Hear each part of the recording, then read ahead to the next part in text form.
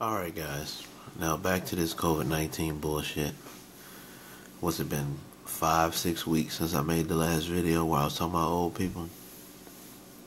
Okay, so y'all see the CBS report where it shows that 66% of New York people who stayed at home popped up with COVID?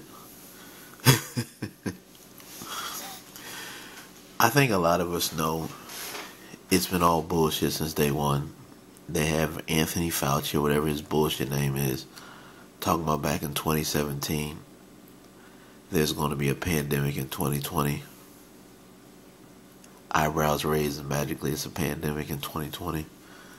I'll say this, some of the governors being dictators, I hope opens up a lot of y'all eyes to watch who you vote for and watch who's behind them.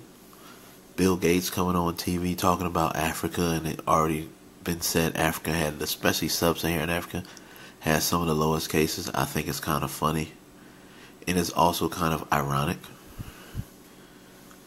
It just goes to show you when they come up with Ebola and AIDS and all these diseases they say quote unquote started in Africa, you really start to look back and wonder like, did they? Or did you bring that shit over there and create something that didn't need to be created? Last but not least, Bill Gates isn't a damn, how do you say this shit? He isn't a quote unquote a health expert. He's a computer, he's a tech guy. So why the fuck is he telling us about how we need to be vaccinated? I really don't have nothing else to say, honestly, guys. I'm going to leave the link in the description box. What is y'all thoughts of this whole COVID bullshit? I honestly think everything's real, but then there's something behind it. There was obviously some type of virus out there, but then it's like the government and certain people ran with it and said, let's find a way to make money off of people. Let's find a way to scare people.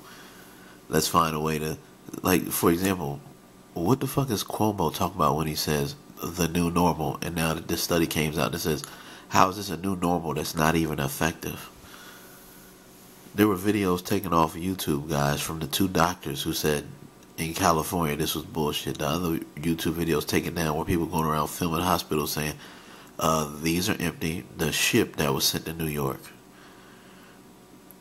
that shit was empty. That was there for like a week. They didn't need this many respirators. It was just, just a lot of bullshit. And my thing is, the way they could have went about it was this. Shut the country down for 2 weeks. Then after that, have people go to school like on Monday and Fridays, or make everything available for on Monday and Fridays, and then later on make it 3 days a week, everything. But when you shut shit down like this 100%, it only makes it a headache for it to open back up. Last but not least, if you just shut stuff down and you don't do nothing, guess what? Iran, Russia, all these other countries that have beef with you, they will come over here and take your ass over. Or the other countries that produce shit, they'll start making more money in the United States.